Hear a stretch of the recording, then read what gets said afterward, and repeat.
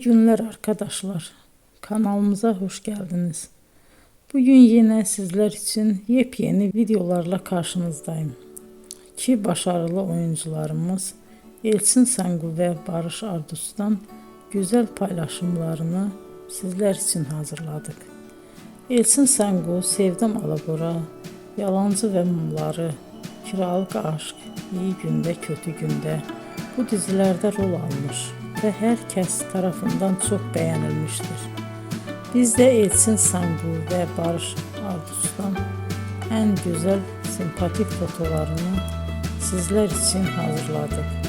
Bu karelerin devamını istiyorsanızsa emeğe saygı olarak kanalımıza abone olup yorum yazmayı unutmayın arkadaşlar.